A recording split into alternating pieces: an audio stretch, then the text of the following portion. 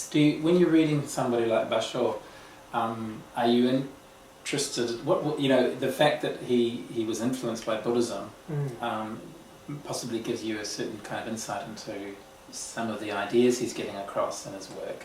Yeah, no, it's more the way he links the verse and the prose. It's more the relationship between the block of prose and the verse that usually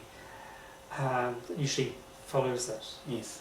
And for me, I think the interesting thing was that I did the opposite to conventional Haibin, in that I started with a verse, and then I had a block of prose. And I started with a verse, and I had a block of prose. In conventional Haibin, you have the block of prose first, and then the verse distills the prose at the bottom. Right. Yeah. So my version, I reversed the.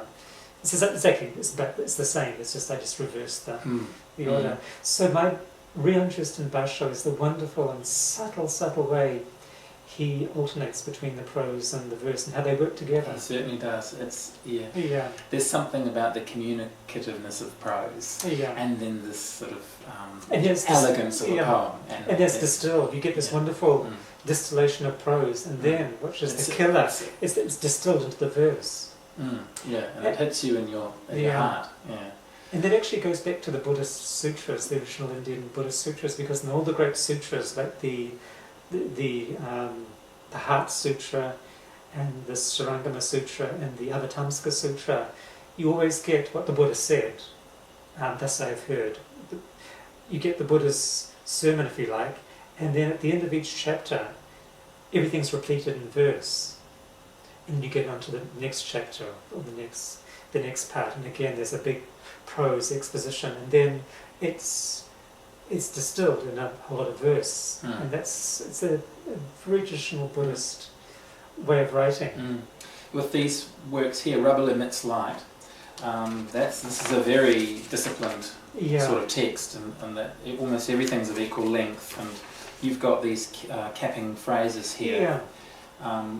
Where did they come from? The Buddhist phrases? It's a very Zen technique. In Japanese Zen, you work on koans, especially if you're in the Rinzai school of Zen, and you have to work on a koan for quite a while. There's different. The most well-known koan is, this is the sound of two hands. What's the sound of one hand?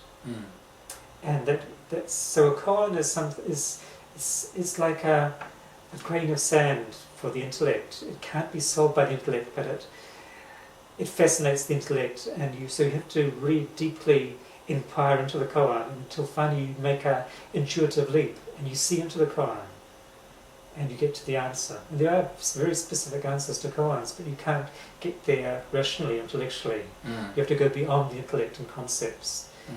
But once you've looked into a koan in Rinzai Zen, you have all these little capping phrases which you'd bring up to a master or a teacher that would express your insight into the koan.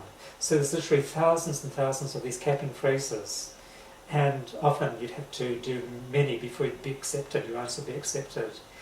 Is it alright to call them riddles? No, they're more than riddles. It's a bit crude to call them riddles. They're paradoxical statements that can't be totally grasped by the intellect, but they point to something just that's beyond the intellect. Some of them relate to Zen practice. This is a lovely one. Soften your light and mingle with the dust. That's wonderful, instruction to someone. Soften your light and mingle with the dust.